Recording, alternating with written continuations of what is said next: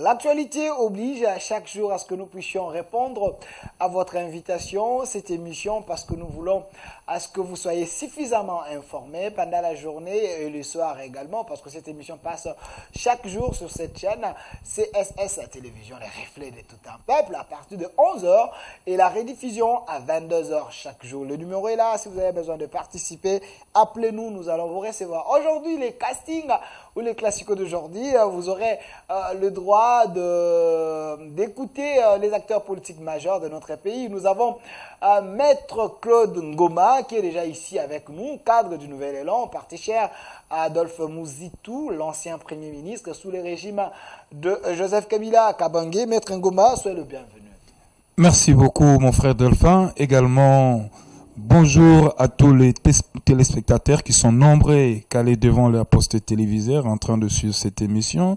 Et je vais aussi m'acquitter de ses devoirs, c'est lui de dire un gros coucou à l'initiateur de mon parti, le camarade Adolphe Muzitu, qui en ce moment est dans son bureau en train de travailler et réfléchir autour du bien-être commun et surtout de la nation. Voilà, à côté de vous, dans quelques minutes, il y aura la présence de Monsieur Mathieu Takizala, lui qui est DG du spécial d'une entreprise spéciale auto-garage. Il est diaspora, économiste. Il va faire son entrée dans quelques minutes également. Docteur Rodrigue Mwamba, lui qui est porte-parole du regroupement politique, les centres, ils feront leur entrée. Les embouteillages nous posent vraiment des problèmes pour commencer avec tous les invités. Mais cela ne nous empêche pas de commencer cette émission parce que le premier est déjà là. Lui, souvent, il les respecte. Souvent, l'heure quand on a besoin de lui. Maître Claude Ngoma, l'actualité reste dominée par les propos jugés un peu durs de notre cardinal Ambongo. On va en parler. Également, nous allons parler de la rencontre qui est annoncée aujourd'hui, à moins que je me trompe, entre le président Félix Antoine Tshisekedi et le président rwandais Paul Kagame, sous la médiation de Lorenzo, le président de l'Angola, et aussi l'embargo prolongé de la RDC d'une année encore, au Conseil de Nations, donc les Nations Unies. On va en parler, mais d'entrée des jeux, Maître Claude Ngoma, la question des curiosités. Pensez-vous qu'aujourd'hui, les Congolais peuvent se permettre de regretter Joseph Kabila? Regretter Joseph Kabila par les Congolais, je dirais non. Pourquoi? On ne peut pas regretter parce que Joseph Kabila a travaillé, il a donné toutes ses énergies pour ces pays qui est le Congo. Et donc, il est inscrit dans les annales de l'histoire de notre pays, son nom qui est Joseph Kabila Kabange. Alors, le regretter, je me dirais pourquoi les regretter? On ne peut pas regretter parce qu'il est là. Il travaille toujours pour sa patrie d'une façon ou d'une autre. Et donc, il a des lignes politiques qu'il dicte dans sa famille politique. Donc, moi, je vois très mal comment on peut regretter son départ. Il a fait son temps, voilà, et puis le corps a ses exigences. Il doit aussi se reposer et se ressourcer et surtout prendre soin de sa famille. Parce que j'étais avec Indy Omar sur ces plateaux, il parlait de Joseph Kabila comme un vrai leader. Il dit actuellement le Congo souffre du leadership. Est-ce le cas? Vous êtes de la Mouka, Nouvel Élan, est-ce le cas? Oui, je l'ai toujours dit et dénoncé et le redit dans plusieurs plateaux de télévision ou même de radio, dans les studios de radio, que le Congo aujourd'hui souffre d'un manque d'un leadership soutenu au sommet de l'État. Pourquoi j'ai dit ainsi? C'est parce que vous voyez aujourd'hui M. Félix Antoine Tshilombo, il est allé assister pratiquement dans toutes les tables de négociations, mais avec zéro résultat. Zéro? Je vous dis, zéro résultat, ça montre à suffisance que voilà, il y a un manque criant d'un leadership soutenu au sommet de l'État. Et par conséquent, moi, je martèle encore que Félix n'est pas un bon manager. Donc, si vous confirmez que Félix n'est pas un bon manager, donc entre Félix et Kabila, qui est un bon selon vous? Non, ici, il ne s'agit pas de répondre qui est bon, qui est moins bon. Mais chacun a joué sa percussion. Joseph Kabila a fait son temps, il est parti. et qu'aujourd'hui, M. Félix Antoine Tshisekedi, qui a aujourd'hui la manette du commandement de la République, il a l'obligation de donner, donner des pistes de solutions à des problèmes économico-sociaux des Congolais. Et donc, en ce net moment, chercher à établir ce parallélisme entre Joseph Kabila et M. Félix Antoine Tshisekedi, moi je dis c'est faux. Nous risquerons d'être plagés sur un terrain de polémique tout simplement qui ne va pas avancer la République. Voilà, comme annoncé, nous avons la présence du DG Mathieu Tiakizala qui est déjà ici avec nous, DG de l'entreprise spéciale Autogarage. C'est déjà donné le micro, je vais ouvrir pour vous. Voilà, monsieur le DG, soyez le bienvenu. Merci cher Delphin, je salue aussi Maître Claude qui est en face. Merci beaucoup. Et puis l'équipe de cette émission, le duel. Vous savez, le duel de la République. Pour épingler un peu les problématiques socio-économiques et administratives de la République démocratique du Congo. Voilà, monsieur le DG Mathieu Tiakizala, je vous avais déjà annoncé, vous êtes de la diaspora, économiste, vous êtes chef d'entreprise, mais une question d'abord de curiosité, comme le biscuit de l'émission. J'étais avec India Omari et plusieurs cadres de l'autre côté du FCC, l'opposition, si je peux le dire ainsi. Est-ce on peut regretter Kabila? Est-ce la RDC manque un vrai leader actuellement à la dimension de Kabila? Moi, je crois qu'on vient de passer une marathon de 62 ans et c'est là où tout le monde doit être concerné. Je crois que nous devons prendre un sursaut d'orgueil républicain pour que nous puissions pallier les défis qui sont en République démocratique du Congo. Personne ne peut s'exonérer de tout ce qui s'est fait en République démocratique du Congo, y compris même ceux qui n'ont pas récupéré les responsabilités publiques. Parce que quand il y a un endettement ou quand il y a un déficit en termes de la famille, automatiquement, chaque membre de la famille est concerné. Et aujourd'hui, la famille congolaise, les déficits, donc nous tous, nous sommes concernés. Il ne faut pas les couper en morceaux au nom des uns et les autres. Moi, je crois qu'aujourd'hui, collectivement, en tant que Congolais, nous devons comprendre que nous sommes en retard et que nous devons chercher pour que tous les secteurs puissent fonctionner à la République démocratique du Congo pour mettre des résultats sur l'espace public. Donc, il y a un problème de leadership. Non, mais le leadership, elle est sectorielle. Je crois, je ne sais pas de quel leadership vous parlez. Donc aujourd'hui, je pense que collectivement, 70 ans diront, ouais, il y a beaucoup de déficits, mais on ne va pas tarder que dans ça, de diagnostiquer ou d'observer ou de constater. Maintenant, nous devons pondre les solutions pour que nous puissions avancer à un pays démocratique. Voilà, nous avons besoin des solutions. Parlons-en à M. Freddy qui est déjà à la réalisation avec nous, si on peut prendre l'image des catholiques, parce que c'est important. On a suivi ensemble avec vous, Maître Claude Ngoma, je précise que vous êtes au cadre du Nouvel Élan, parti cher à Mouzitou, l'opposition. Alors, M. Claude Ngoma, quelle est l'analyse faites-vous par rapport aux propos du cardinal Ambongo? Il y a ceux qui pensent qu'il était trop dur. Est-ce qu'il était juste ou c'est non, il est devenu un politicien? Très bien, mon cher Delphin. Le cardinal Ambongo, à mon humble avis, il a réfléchi à ciel ouvert et il a donné son opinion. On peut beau le juger, bon, c'est la liberté d'expression. Et dans son propos, moi j'ai retenu deux temps forts. Dès l'entrée de son propos, il va d'abord féliciter Monsieur le Président Félix Antoine Tshilombo pour son dynamisme et puis donc voilà le prouesse, tout ça là fait par Monsieur Félix Antoine Tshilombo. Donc bref, il a félicité un peu de manière générale Monsieur Félix Antoine Tshilombo dans ses actions au niveau du pays.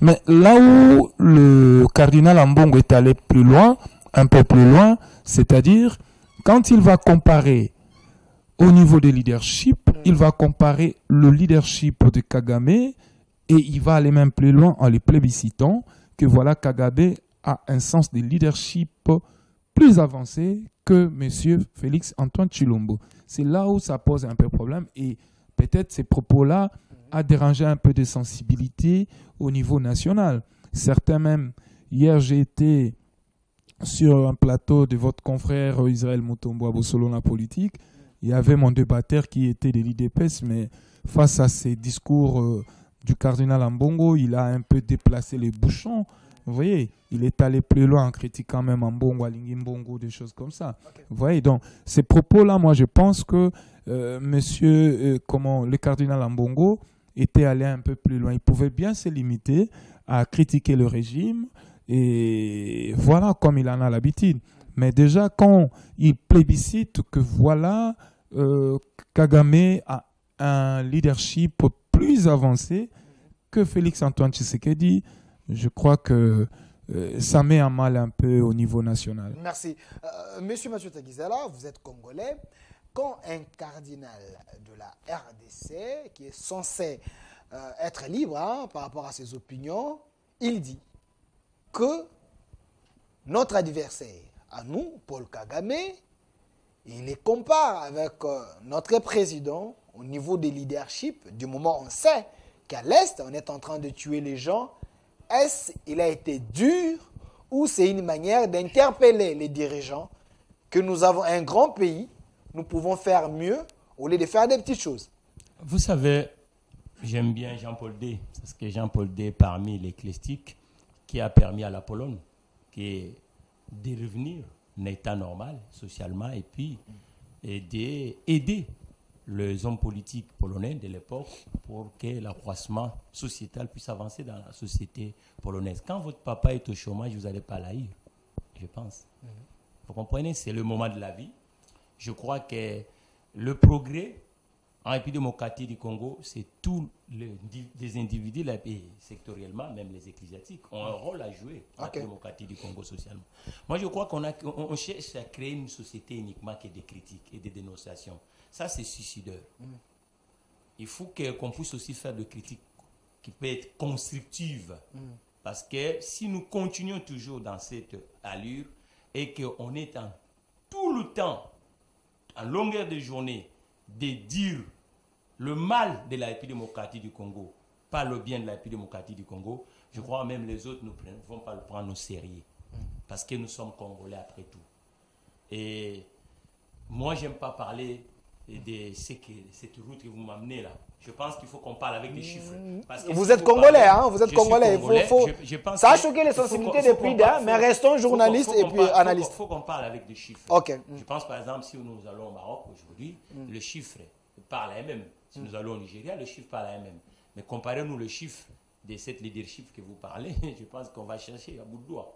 Peut-être le chiffre pour faire la guerre. Ou peut-être tout ça, ainsi de suite. Donc le Rwanda n'est pas si leader en Afrique comme... Vous avez combien de produits made in cet État, je ne ferai pas, peut-être vous avez choisi de faire cette publicité ici, et qui sont vendus en République démocratique du Congo. C'est ça le vrai problème. Si vous partez à Goma, vous verrez que les échanges se font et beaucoup de ces côtés-là viennent à Goma. Et vous ne verrez pas des conteneurs entiers qui quittent ces territoires-là et qui rentrent à Goma. Et dans le terrain économique, je ne sais pas qu'est-ce que vous appelez. Bon, je crois que nous devons être quand même rationnels.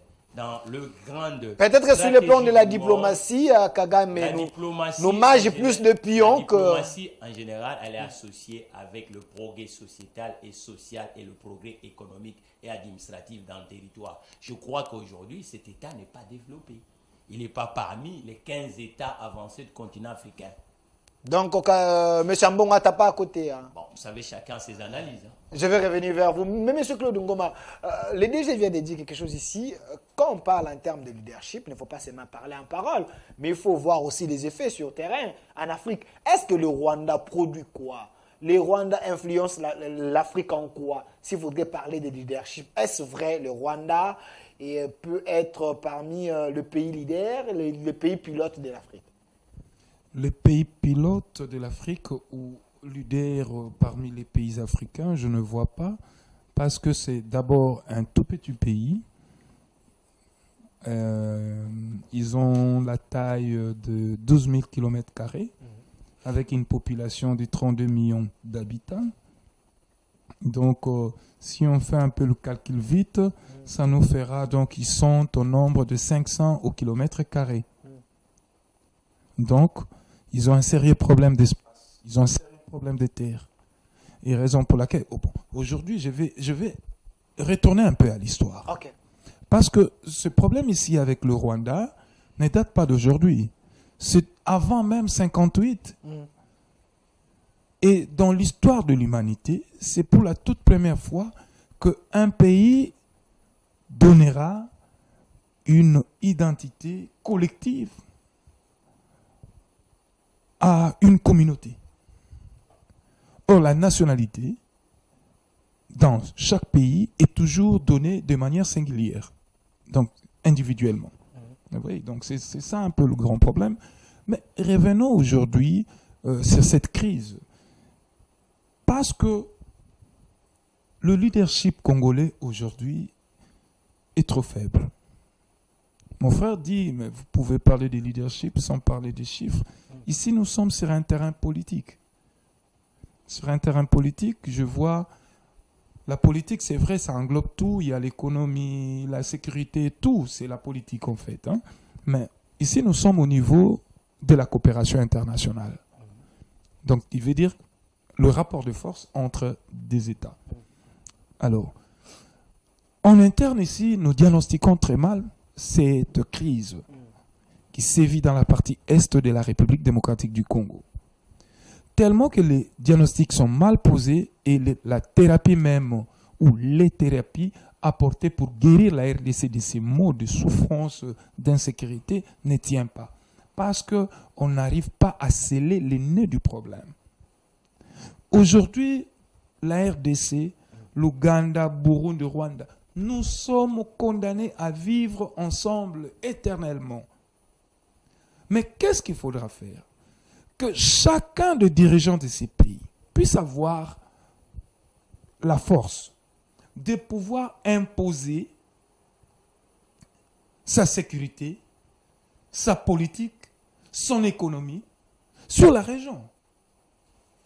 Aujourd'hui, je vais vous dire, M. Takizala, le DG venait de le dire ici, voilà que le Rwanda, la RDC n'exporte rien de Rwanda.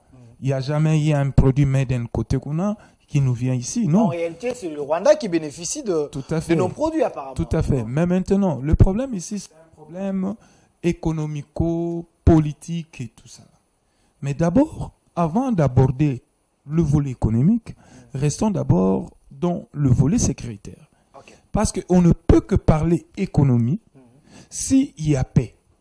S'il n'y a pas paix, on ne parlera pas non plus de l'économie. Alors, s'agissant de cette paix... Mais la paix coûte, l'armement coûte. Il faut que l'économie accompagne la paix. Ici, je parle de l'économie dans le sens des échanges. Des échanges. Vous voyez? Alors, quand je vois la RDC, un grand éléphant qui dort. Tout ça, c'est parce que nous ne sommes pas organisés en interne. L'homme politique congolais en interne n'est pas organisé. Et ici, il y a un sérieux problème. Il y a une lutte ou la guerre entre l'élite intellectuelle et l'élite politique. Donc, quand je dis l'élite intellectuelle, je vise les scientifiques. Aujourd'hui, dans notre pays, tous les scientifiques cherchent à venir dans le sphère politique. Ce qui n'est pas normal. Les scientifiques doivent jouer leur percussion et les politiques également doivent jouer les leurs. Mais quand vous avez dans un pays où les scientifiques, parce que leur rémunération ici c'est être politique, vous allez rouler carrosse, vous aurez des jeeps et tout, voilà, il va quitter le milieu intellectuel scientifique et devenir au niveau le plus bas, qui est la politique. Or, dans le pays, si nous voulons aujourd'hui que notre pays soit développé, nous devons, l'homme politique ou l'appareil politique doit mettre tout en place pour que les scientifiques soient dans des conditions de travail capables de donner, de penser, de donner beaucoup de réflexion et d'analyse, enfin pour que le Congo soit développé. Merci. La politique ne développe pas le Congo, mais ce sont les idées des scientifiques et des philosophes qui développent une nation. Merci. Monsieur le DG, je précise que vous êtes le DG d'une entreprise spéciale autogarage, économiste, Diaspora Incite comme économiste et scientifique. Est-ce, vous les économistes, les entrepreneurs, est-ce que vous pouvez aider l'État à se développer afin que tous ces petits mots qui dérangent les terrains politiques ne puissent pas prendre l'ampleur. Comment y arriver? Mais c'est ce que nous sommes en train de faire, cher Delphin. Le micro. Vous m'avez toujours reçu dans le plateau de télévision, on a toujours proposé les stratégies innovantes. D'abord, le vrai problème de la démocratie du Congo, c'est le déficit en termes d'actifs, l'actif particulier et l'actif professionnel. Quand mon frère Claude dit que les scientifiques quittent du bord scientifique pour revenir en politique, pourquoi? Au niveau le plus bas. Parce que l'acteur scientifique fonctionne autour de l'université ou autour de l'entreprise. Mais aujourd'hui, l'entreprise est frustrée. Ça veut dire que les entreprises telles que SAG, Spécial Autogarage que je préside, on n'a pas de contracteurs dans la cité. Et dites-moi maintenant, comment on peut séduire le corps scientifique? Comment on peut séduire les ingénieurs? Et on a fait un pays où les autres secteurs qui peuvent entraîner socialement ce pays à être innovant ou avant-gardiste est dans la rue. Et on a le PCR de l'informel qui est insupportable, nuisible. Ça veut dire qu'aujourd'hui, sans les plans stratégiques sectoriels dans tout le secteur, on ne va pas s'en sortir. C'est-à-dire qu'il faut prendre des relances sur le logement. Ce n'est pas normal que le logement de la République démocratique du Congo soit du bord de l'informel. Il faut le plan sur le transport. Ce n'est pas logique que dans les années 70, la République démocratique du Congo était en avance pour le domaine des transports, dans la ville même de Kinshasa. Et aujourd'hui, c'est l'informel qui nous fait déplacer. Nous devons avoir le plan stratégique autour de l'agriculture. Ce n'est pas logique que ce pays, dans les années 70, ce qu'on mangeait était produit dans la République démocratique du Congo. Mais bizarrement, aujourd'hui, 90% ou 100% de ce que nous consommons provient dans les autres économies. Il faut un plan stratégique autour de l'école. Il faut réformer l'école. Il faut que l'école, aujourd'hui, nous puissions avoir l'école qui ne produit pas des chômeurs, mais l'école qui produit des gens pour la création de la valeur en République démocratique du Congo. Il faut un plan stratégique sur l'administration. Parce qu'aujourd'hui, vous n'êtes pas censé ignorer que nous sommes un État où le contrôle aux frontières est de plus en plus difficile parce que les gens n'ont même pas de carte d'identité. Ça, c'est déjà un vrai problème. Il faut aussi un plan stratégique, réforme importante autour de ce que nous appelons l'industrie bancaire. Parce qu'on ne peut pas produire sans financement. C'est d'où la nécessité de la logique économique. Ça veut dire qu'aujourd'hui, on l'a fait pendant 6 décennies. Le paix de tissu social qui était ici, l'acteur est aujourd'hui quasi inexistant. Et vous voyez que nos villes sont envahies par l'afflux de la population venant des villages. Or, la production s'est faite dans des bords. C'est-à-dire que la partie rurale et la partie urbaine. Aujourd'hui, la partie urbaine reste uniquement, et vous voyez même la multiplication des bidonvilles dans des grandes villes congolaises. Je crois qu'aujourd'hui, il faut financer l'entreprise, il faut permettre le secteur privé, et puis réformer aussi des grandes entreprises portefeuille. Parce que bon nombre des entreprises de portefeuille de la République démocratique du Congo ne comprennent pas leur rôle à la société. Ça veut dire que sur le scientifique, normalement, aujourd'hui, il y a ce qu'on appelle la recherche industrielle, on n'en parle pas. On parle plus de recherche scientifique. Mais normalement, recherche industrielle doit être casée autour des entreprises. Que ce n'est pas normal que les achats de véhicules, cher Delphin, un pays moderne, ça ne s'achète pas dans la rue. La réparation des véhicules ne peut pas se faire dans la rue. Vous voyez les endroits où on peut gagner, nous perdons collectivement.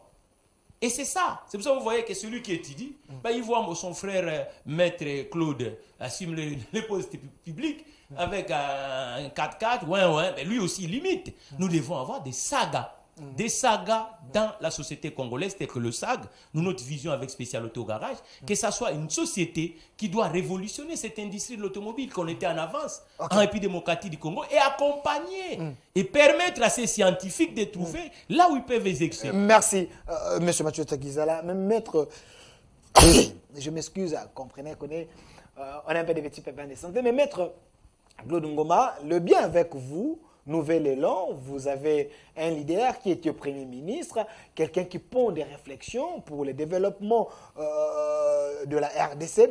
Alors, la question très questionnante, Maître Claude Ngoma, vous les politiques, comment faire pour que cette leadership tant réclamée par les autorités et les Congolais, que nous puissions être le pays pilote de l'Afrique. Parce que, Mozito avait dit, il faut faire la guerre au Rwanda.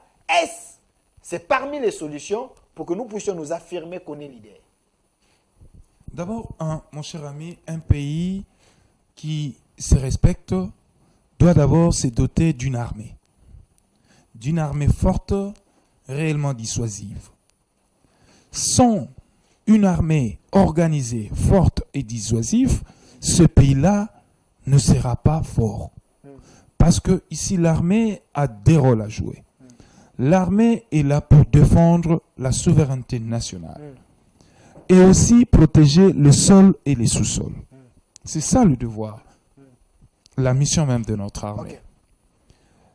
Mais comment vous pouvez vous affirmer comme un pays puissant au cœur de l'Afrique pendant que vous n'avez pas une armée forte? Voyez-vous? Et quand aujourd'hui nous parlons de l'armée, vous savez qu'au niveau des Nations Unies, par le Conseil de sécurité, il venait de prolonger d'une année l'embargo. Donc, on a listé un certain nombre des armes que la RDC peut acheter ou va acheter, mais aussi on a listé un certain nombre des armes de haute précision que la RDC ne peut pas acheter. Au cas le plus échéant, s'il veut acheter, il doit aller d'abord recueillir l'avis du Conseil de sécurité. Et ça, moi, Claude Ngoma, j'ai dit, c'est violer la souveraineté nationale. C'est violer la souveraineté nationale. Comment nous, les Congolais, nous pouvions nous défendre? Oui, et ce qui me fait encore très mal, c'est que la décision est sortie du Conseil de sécurité, mais au niveau de Kinshasa, l'administration Chilombo, à Kinshasa, silence radio. Il ne savent pas réserver une réponse grandiose en l'endroit de ces petits blancs qui constituent donc voilà le Conseil de sécurité. Et là, je me dis même, parmi les pays qui ont soutenu l'action de la RDC, il n'y a que la Chine et la Russie. Kenya et autres. Voilà. Mais la Belgique, lui qui est censé, la Belgique, elle qui est censée nous accompagner au nom de la diplomatie agissante, tour à tour, le roi était venu, il a promis des choses. Il y a le Premier ministre belge qui était, ils ont promis des choses. Mais voilà que là, ils n'ont pas réagi positivement aux attentes de Congolais. Ils ont voté contre. Ils ont voté contre. Donc voilà qu'aujourd'hui, je l'ai dit pratiquement dans tous les plateaux, que la RDC est victime d'un complot mondial. Et pour contourner ces complots, nous devons nous retourner à la maison, c'est dire de vérité, paix, comment je dis, réconciliation et paix. Merci. Docteur Rodrigue Mwamba, malgré que vous êtes venu en retard, mais du moins vous êtes là. On comprend que les embouteillages posent énormément de problèmes aux Congolais. Je précise que vous êtes porte-parole du regroupement politique, les Centres, un regroupement dirigé par l'ancien ministre, M. Germain Kombinga. La première question, c'était autour du propos de notre cardinal Ambongo qui parlait de leadership. Il a loué la volonté leadership de Kagame.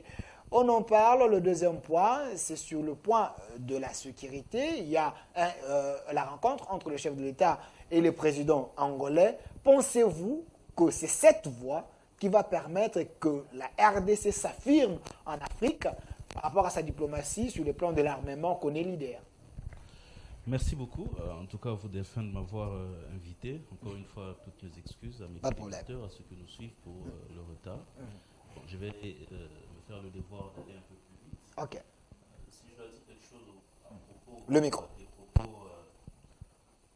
du cardinal. C'est bon déjà. Poussez, c'est bon. Donc, si je peux dire quelque chose à propos des propos du cardinal, bon, je pense que le cardinal a son avis sur le leadership de Paul Kagame, que je ne partage pas. Moi, je ne pense pas que Paul Kagame est un bon président pour les Rwandais. Au Rwanda, il n'y a pas de démocratie. Au Rwanda, ce genre de débat avec des points de vue contradictoires n'existe pas. Au Rwanda, toute voix discordante au pouvoir établi est réprimée dans le sang.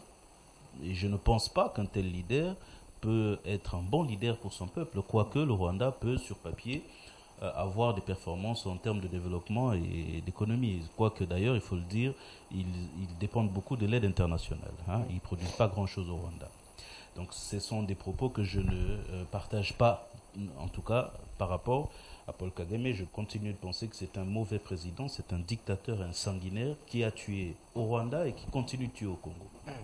Alors, si je dois parler de l'insécurité à l'Est, j'aimerais, pas nuancer, mais rebondir sur les propos de Claude. Je suis tout à fait d'accord avec lui. Nous avons eu un échec diplomatique. Ça, c'est clair, parce que le groupe d'experts des Nations Unies, du Conseil de sécurité, qui a rendu son rapport dernièrement, était clair. Il a même dit que l'Ouganda et le Rwanda ont servi de base arrière au M23 pour attaquer la RDC. Mais lorsqu'on vote la résolution qui proroge les sanctions et l'embargo sur les armes au Congo, aucun pays, en tout cas la question ou la responsabilité du Rwanda ni de l'Ouganda dans cette nouvelle agression que nous avons, cette question n'a jamais été évoquée. Donc je pense qu'à ce stade-là, il y a déjà un échec diplomatique. Quoi qu'on nous chante, les gloires ou les efforts... La diplomatie agissante... Excusez-moi, je reviens dans les faits. Les faits sont cinglants, ils sont clairs. La RDC a demandé que comment on appelle, l'obligation de notification lorsque nous achetons des armes, parce que l'embargo ne concerne pas le gouvernement congolais, mais il y avait une obligation de notification puisse être totalement levée. Ce n'a pas été le cas, parce qu'il y a des armes, comme Claude l'a dit, qui restent encore sous ce régime de notification. Ça veut dire que lorsqu'on va acheter des armes chez un État X, cet État a l'obligation de notifier au Conseil de sécurité que la RDC a acheté des armes, en trahissant tout le secret défense, en bafouant notre souveraineté. Et c'est pourquoi nous sommes obligés, par exemple, ils les dénoncent dans leur rapport, mais ils nous y obligent, on doit aller acheter des armes sous couvert de matières ou de produits agricoles. Pour un État, ça n'est pas sérieux. On a besoin de faire redécoller notre armée. Moi, je rappelle que le M23, ils ne sont pas, comme peut-être le présente Mme Bintou Keïta, comme une armée extrêmement forte qui est au-dessus de leurs moyens. Mais le M23, on les a battus en 2023. En 2013, on les a battus. La même armée. Il nous suffit de nous réarmer suffisamment. Et c'est à eux d'arrêter avec ces mesures-là. Quand je dis eux, c'est-à-dire le Conseil de sécurité, de ne pas nous imposer cette notification parce que nous avons besoin de notre secret défense. Nous ne savons pas qui dans le Conseil de sécurité est ami à nos ennemis, le Rwanda. Nous ne savons pas qui leur dit que la RDC a tel autre type d'armes. Donc nous avons besoin de retrouver pleinement notre souveraineté en matière de défense pour pouvoir défendre notre parti. Alors si ce n'est pas le cas, et la démarche du chef de l'État de rencontrer le président Lorenzo de l'Angola, pensez-vous que c'est parmi les solutions? Soit il faut voir les choses autrement, agir d'abord comme un pays puissant. Qu'est-ce que vous pensez? Vous savez, nous, on a toujours, personnellement au centre, nous avons toujours prôné la fermeté envers Kagame. Honnêtement, nous n'espérons pas grand-chose de Luanda, quoique nous encourageons l'initiative, parce que nous pensons qu'entre États, il ne faut jamais arrêter de se parler, même lorsqu'on se fait la guerre. Je pense que c'est ce que fait l'Union européenne avec la Russie, peu importe si ils sont diamétralement opposés sur la question de l'Ukraine, mais ils continuent de parler. Je pense qu'il faut continuer de parler, mais la solution ne viendra pas de Luanda. Ça, nous en sommes convaincus. La solution, c'est lorsque nous, en tant que peuple, en tant que gouvernement, en tant que nation, nous travaillerons sérieusement à l'émergence d'une armée capable de nous défendre. D'abord, pas seulement de vaincre le Rwanda et les autres, mais capable de nous défendre. De nous défendre. Alors, monsieur le DG Mathieu Takizala, les Congos, ce n'est pas les dindons de la farce. Les Congos ne doivent pas s'agenouiller devant n'importe quel pays. Nous sommes quand même un grand pays dans l'Afrique centrale. Qu'est-ce qu'il faut faire pour que les Occidentaux et les pays limitrophes nous respectent? Qu'est-ce qu'il faut faire? Est-ce que nous manquons les hommes? Nous manquons des gens qui peuvent lever la voix, comme le Lumumba, ou bien comment? Non, je pense que les hommes sont là, présents, mais il faut les canaliser, il faut le lobby dans tout le secteur. Et ces gens-là qui sont aujourd'hui à l'Est n'ont pas commencé ce qu'ils sont aujourd'hui. Je crois qu'ils ont travaillé habilement à l'intérieur, à l'extérieur, pour permettre à ces États d'avoir des alliés. La guerre, on le gagne avec des alliés. Si vous n'avez pas des alliés, automatiquement, vous allez avoir des difficultés. Le premier allié doit être d'abord la population locale.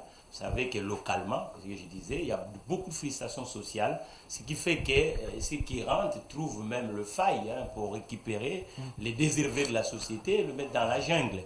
Il faut une urgence sociale, il faut permettre à la population congolaise qui devient un peu de plus en plus en mouvement sur le territoire et puis réorganiser nos frontières parce qu'aujourd'hui, vous savez, là-bas c'est comme le massif central, hein, l'Est.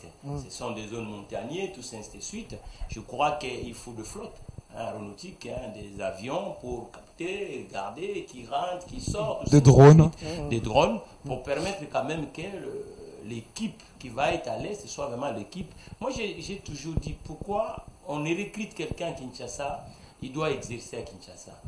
Non, la deuxième nation, la France, quand on vous recrute à Marseille, vous n'allez pas faire le métier de policier à Marseille. Non, vous allez aller à Lorient, et ainsi de suite. Je crois qu'il faut faire aussi des mutations. Quand on grandissait ici, les gens, il y avait des mutations. Ça veut dire que vous êtes du Bandundu, vous allez se retrouver à l'Équateur, tout ça, ainsi de suite. Et à l'intérieur, il y a un énorme travail à faire. Un énorme travail à faire de l'organisation.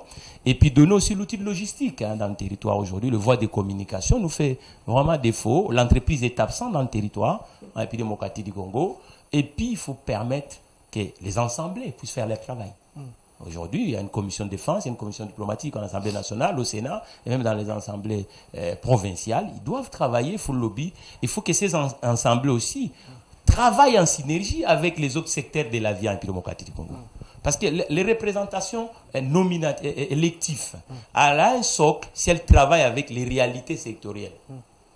Parce que tous les États, par exemple en matière de la sécurité, on n'utilise pas que le militaire. On ne va pas le dire à la télévision.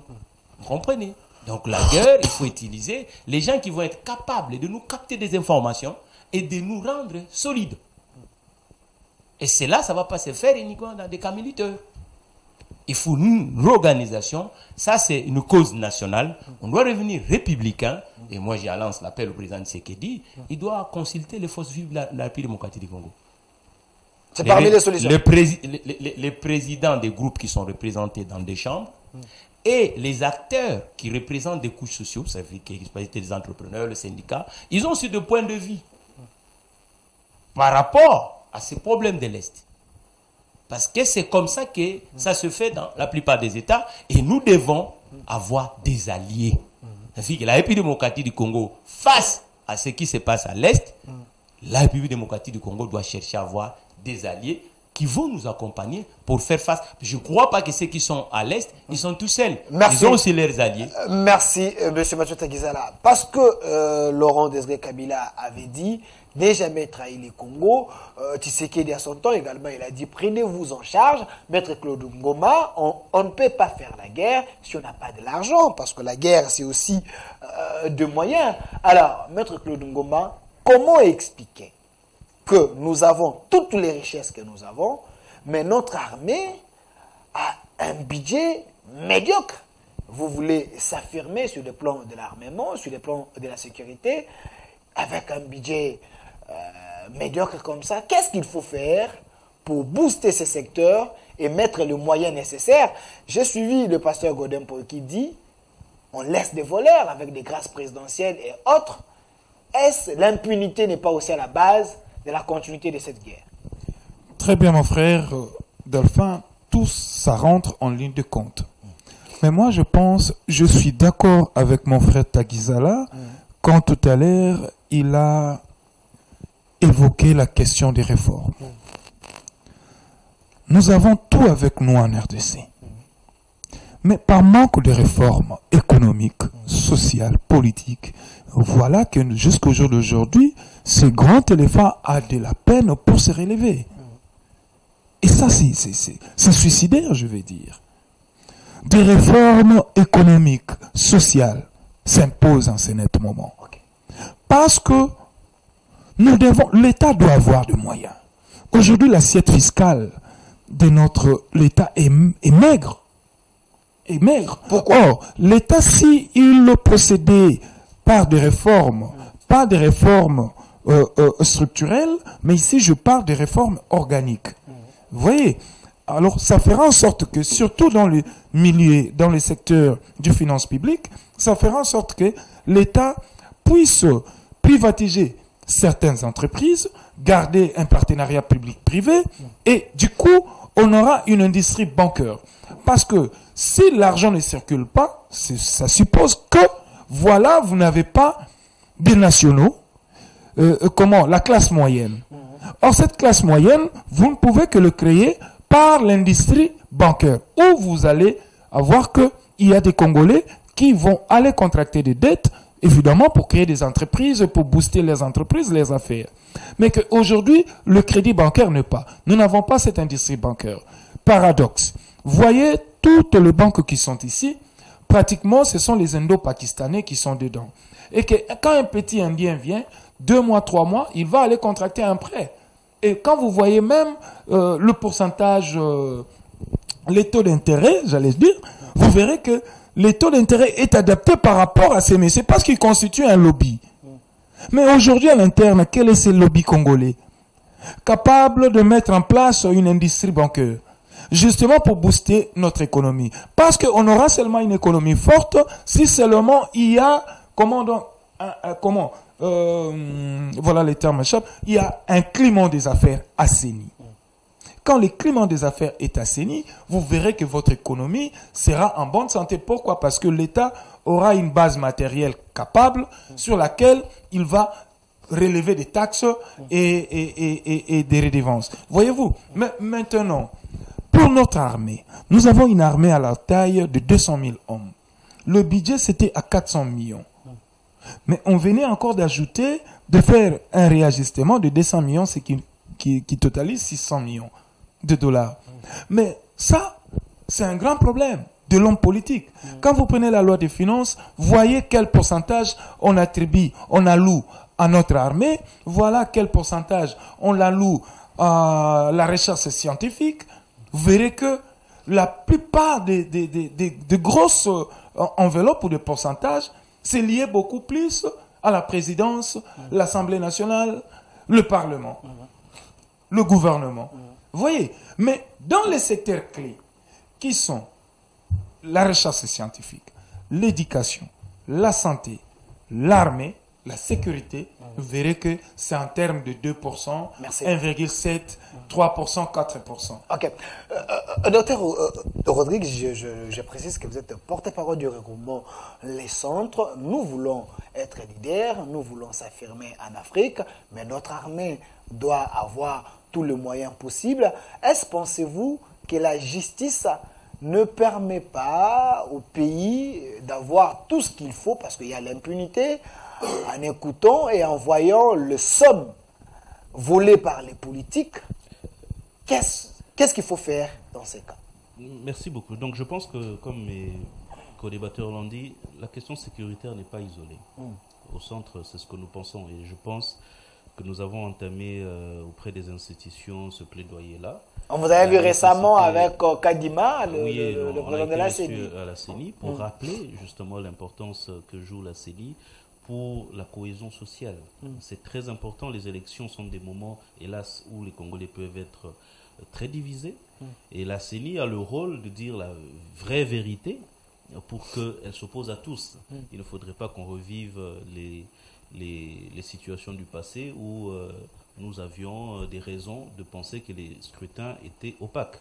Il faudrait que toutes les raisons qui peuvent faire penser que les scrutins 2023 peuvent être opaques, il faudrait que toutes ces raisons-là soient levées. Et c'est ça le plaidoyer qu'on a fait auprès de la CENI. Hier, on était auprès du porte-parole du gouvernement, son Excellence Patrick Mouyaya, avec le même message, parce que nous pensons en réalité, les autres l'ont dit, il y a...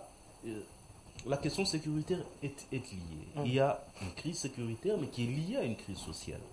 Je vous informe que demain, les médecins vont en grève. Il y a donc un problème au niveau du leadership, en tout cas gouvernemental. On a besoin... Donc, Ambon a raison, en quelque sorte. En tout cas, sur ce point-là, moi je le rejoins. Sur ce point-là, pas quand il parlait de Kagame. Voilà. Donc, un problème de dirigeant.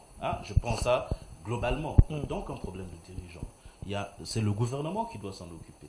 Le gouvernement a essayé d'endiguer la situation, mais ils n'ont pas pu. Les médecins iront en grève demain. Il y a une crise politique. Aujourd'hui, il y a des institutions qui ne sont toujours pas acceptées par tous.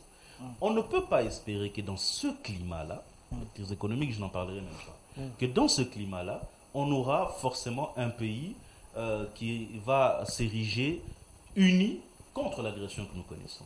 Donc il y a des crises internes. Moi je suis d'accord, nous avons des démons internes à exorciser Nous avons des crises internes à résoudre, mais j'ai l'impression que sur ce terrain-là, sur la crise sociale, sur la crise politique, le gouvernement, hélas, ne fait pas grand-chose. Et c'est ça peut-être qui fait que nous n'arrivons pas à émerger, à faire émerger notre armée pour vaincre cette énième agression que nous connaissons de la part du Rwanda. Alors, M. Mathieu Takizala, vous êtes économiste. La crise sociale est à la base aussi de l'infiltration. Parce que quand l'étranger vient avec quelques billets, il peut soudoyer facilement les Congolais parce qu'il y a des traîtres au sein de notre armée et de la nation. Quoi faire pour fermer cette porte-là?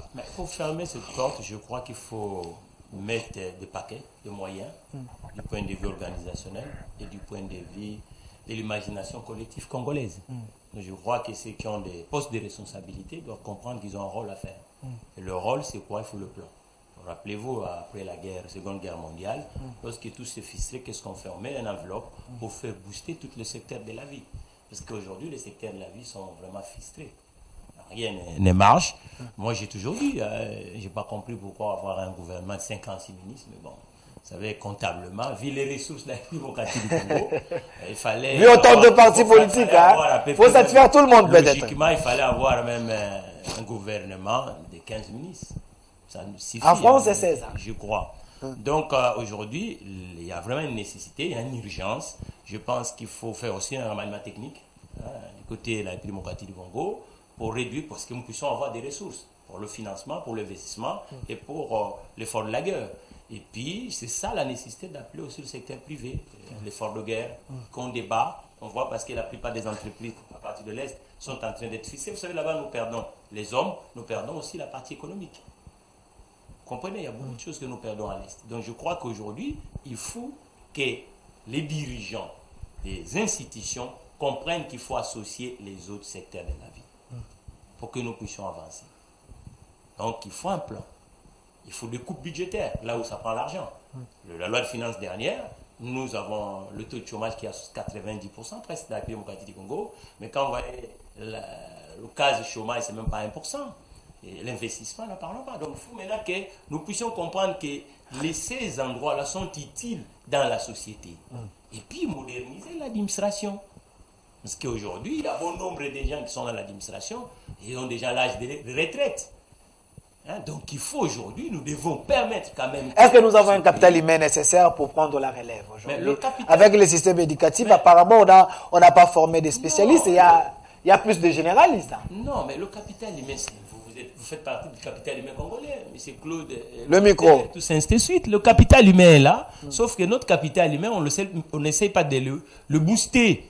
Et même ceux qui ont le travail, et quand vous allez, la façon que les gens travaillent, l'outil de travail, nous sommes en plein 21e siècle. Si on les administrations, vous allez voir que nos compatriotes, on ne le met pas dans des moyens, il ne faut pas les sous-estimer. Je crois qu'il faut mettre des moyens autour de l'entreprise privée, autour de l'entreprise publique, autour de l'administration, pour que ce capital humain que vous cherchez puisse être compétitive. Elle est là, il faut la booster. Et on la booste autour du travail, avec des outils, avec des moyens. Aujourd'hui, par exemple, en matière de commerce, vous trouvez-vous normal que le commerçant congolais n'arrive pas à émerger dans son pays? Et pourtant, la loi dit quoi?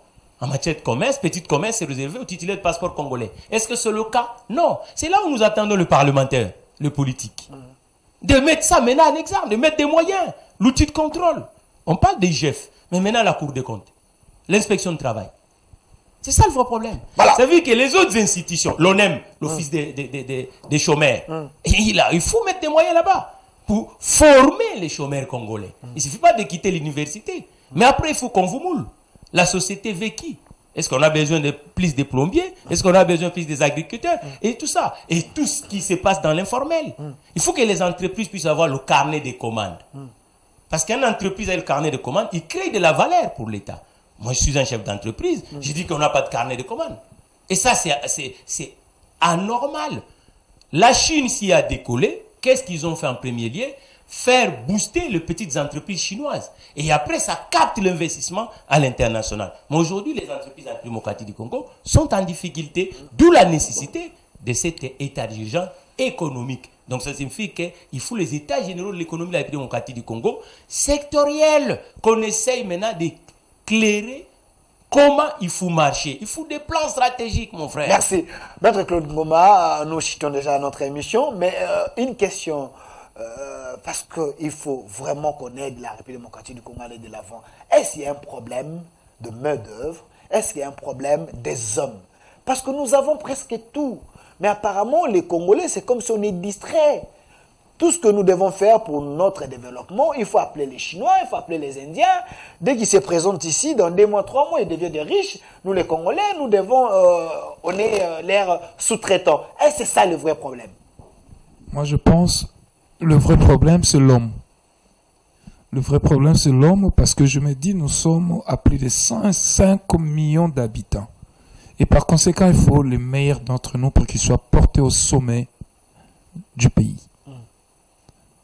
Monsieur Félix, je ne pense pas qu'il l'est. Pourquoi je dis ainsi?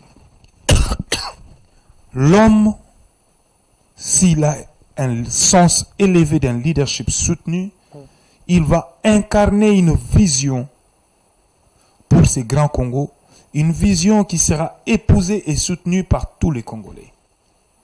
Nous étions ici, Tozarek au Kabola Makolo, Mama Bokilo na Bakombi. Oui. Moussa arrive, il vous dit niet. Et tout le monde alignement. C'est cette leadership que nous voulons. Ça, c'est pas la dictature? Non, non. Même s'il y a une dictature. Les droits de l'homme existent. Attendez. Quand on parle de la dictature... Vous vous rappelez de l'affaire Mouyoulou? Non, attendez. Quand on parle de la dictature, il faut savoir qu'il y a une dictature positive et négative. Une dictature négative, c'est une dictature qui est adaptée pour mater les autres et régner seul. Mais il y a une dictature positive où on impose à tout le monde pour des choses, pour le bien-être collectif. Vous voyez? Donc c'est ça un peu. Quand je dis ici, il y a absence d'une vision claire, calée sur un Congo meilleur, prospère dans 30, 40, 50 ans. Aujourd'hui, donc cette vision, cette pensée nous manque. Mais le professeur Bokoko Samba, il avait dit le Congo c'est un pays émergent en 2030. C'est quand même un professeur universitaire. Non. Émergent par quel indicateur? On ne peut que parler de l'émergence si l'acteur politique arrivait à favoriser l'intégration de nos provinces. Je parle de l'intégration économique. Donc si seulement l'acteur congolais arriver à permettre ou à favoriser l'intégration économique entre les provinces. Et donc, du coup, nous aurons déjà en interne un marché économique propre aux Congolais. Nous allons consommer ce dont nous-mêmes nous produisons, ce dont nous-mêmes nous fabriquons. Vous voyez? Et qu'aujourd'hui, quand la RDC est en train de ratifier par rapport à son appartenance aux organisations sous-régionales, je me dis, c'est la RDC qui perd. Parce que quand vous prenez le Kenya est avancé déjà du point de vue industrie. Quand vous prenez l'Éthiopie, ils sont avancés par rapport à nous. Nous, ici, nous n'avons pas une industrie. Qu'est-ce que nous produisons? Nous sommes un Congo qui ne vit que par rapport aux importations. Qu'est-ce que nous exportons? Il n'y a rien. Et donc, quand vous voyez, même moi, j'ai salué les projets ici, le développement des 145 territoires. Oui, parce que ça va permettre... La réponse est gérée ici. Oui, ce projet est en tout cas à soutenir parce que ça va favoriser l'intégration économique entre les provinces. Mais maintenant, il y aura un problème, celui de pilotage de ces projets et de l'exécution de ces projets. C'est là où il y a le problème. Parce qu'au Congo, nous avons de très bons projets, mais à l'exécution, ça capote. À l'exécution, ça fait sauter. Pourquoi? Parce que l'homme qui vient déjà, à la direction ou à la coordination de ces projets, il pense déjà se construire 2 maisons à Genève. Donc il y a un problème de l'homme. Donc il faut formater l'homme congolais. C'est l'homme. Merci. Monsieur Rodrigue, parce que nous chitons déjà, les centres c'est une machine à réflexion. Quand je vous vois, vous êtes porte-parole du regroupement des centres. Je vois Germain Kambinga, parce que nous voulons que le Congo s'affirme sur le plan du développement en Afrique et au monde, parce que nous avons tout. Je me rappelle, quand Germain Kambinga était ministre, il y avait plutôt de son côté là, comme ministre de l'Industrie, Made in Congo. Alors, qu'est-ce qui manque aux Warriors? Parce que nous voyons le gouvernement ici, aux Warriors, de faire en sorte que le Congo vend. que le Congo se présente sur le plan national, africain, international? Qu'est-ce qui manque? Non, mais ça, c'est pas à moi de le dire, ce qui manque. On réfléchit pays, hein, on réfléchit pays. Je crois que tous les Congolais voient ce que sont les insuffisances des Warriors, honnêtement. Et si nous n'arrivons pas à nous... Voilà, nous devons libérer Maître Claude Ngoma parce qu'il a une urgence, pas de problème, vous pouvez... Okay. Si nous n'arrivons pas à nous en sortir, moi je dis, la responsabilité de résoudre toutes les crises que j'ai citées ici, c'est une responsabilité gouvernementale, tout simplement. Mais moi, je n'aimerais pas finir sur une note morose ou négative. Parce que je pense quand même qu'au-delà de tout, il y a un espoir dans notre pays. Et je pense que si on regarde la construction de notre trajectoire démocratique, même si ce n'est pas encore ce que nous voulons, il y a un certain nombre de progrès que nous enregistrons. Nul n'aurait imaginé, il y a 5 ans par exemple, que Félix Antoine Tshisekedi devait devenir président de la République de la manière dont il est devenu président de la République, sans qu'il n'y ait du sang qui est écoulé, etc. Et qu'il y ait au sommet de manière pacifique. De manière totalement pacifique et démocratique. Donc je pense que ça, ce n'était pas imaginable il y a 5 ans. Donc il y a du progrès. Et même si tous les problèmes que nous disons ici, ce n'est pas forcément Tshisekedi qui les finira. Mais moi, ce que je demande au président de la République, c'est que s'il y a un héritage qu'il doit laisser aux Congolais, du point de vue de la construction démocratique, c'est que les Congolais ont besoin que lorsqu'ils iront voter, que lorsqu'ils ont besoin d'avoir l'assurance que c'est eux qui décident du destin de leur pays.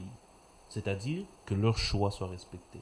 Peu importe le choix que feront les Congolais, mais le président de la République, sous son leadership, doit impulser cette façon de faire les choses à toutes les autres institutions.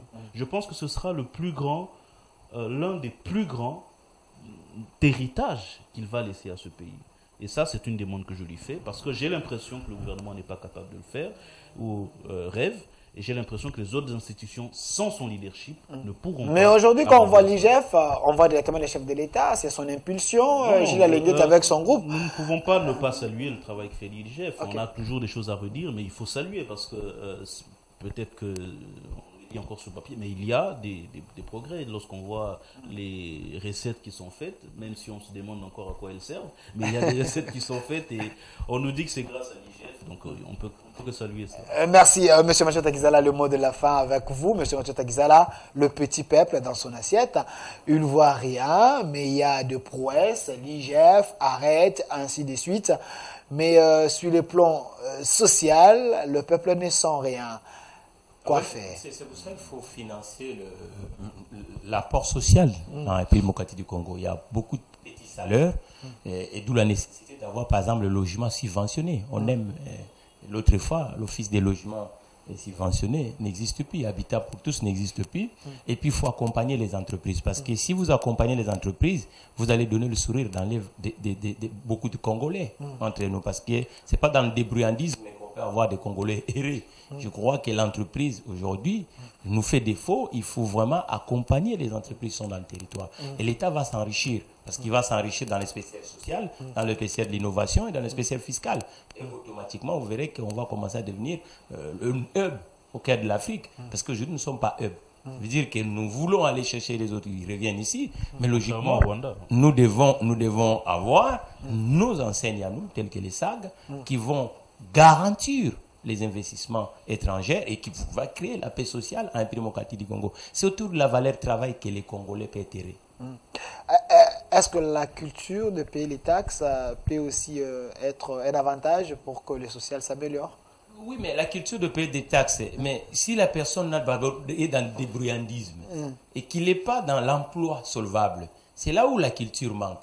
Je crois qu'aujourd'hui, si nous voulons récupérer les taxes, prenons par exemple les taxes dans l'automobile. L'automobile s'achète dans la rue, la réparation dans la rue. On va avoir les difficultés pour percevoir ces taxes. Je crois que si l'automobile retourne comme dans les années 70, donc on achète auprès des professionnels, Donc on peut récupérer ces taxes-là et ça ne sera pas quelque chose étonnant pour les concitoyens congolais. Merci, Monsieur Rodrigue, le mot de la fin en conclut. Oui, j'aimerais rebondir sur la question des taxes et des impôts. Il ne suffit pas qu'il y ait seulement une culture de payer les taxes ou de payer les impôts, mais il faudrait encore que ce pourquoi nous payons ces impôts et ces taxes soit fait. Voyez-vous, donc ça n'est pas motivant de payer des taxes et des impôts. D'ailleurs, je pense que la plupart des Congolais payent des taxes et des impôts d'une manière ou d'une autre. La TVA, quasiment tout le monde la paye. Vous voyez, donc je pense que qu'est-ce que cet argent fait exactement pour les... C'est ça la question. C'est ça la grande question. Donc à partir du moment où la lutte contre la corruption n'est en réalité qu'un slogan, ou ne se limite qu'à une certaine limite à laquelle on ne peut pas franchir, à partir de ce moment-là, payer les taxes et les impôts revient simplement à enrichir certains au détriment des autres. Ça ne sert pas réellement à ce que le pays puisse décoller. Donc il y a un problème, un véritable problème de corruption qu'il faut résoudre pour motiver ceux qui doivent payer les taxes et les impôts à les payer réellement. Merci. Ça n'est fini pour aujourd'hui. Vous avez compris que ce plateau était un plateau des scientifiques. On a réfléchi plus pays que politique. Donc, sur ce plateau, j'étais avec le DG Mathieu Takizala, DG de l'entreprise spéciale Autogarage et économiste diaspora. Merci également d'avoir été de notre. Également de l'autre côté, Dr Rodrigue Mwamba. Vous êtes porte-parole du regroupement politique Les Centres, conduit par l'ancien ministre Germain Kambinga. Merci d'avoir été de notre. Il y avait également la présence de Maître Claude Ngoma, cadre du Nouvel Élan, parti cher à Adolphe Mouzitou, l'ancien Premier ministre. Merci à vous aussi fidèles, à la caméra M. Eric avec son compagnon, à la réalisation M. Freddy et la Zika.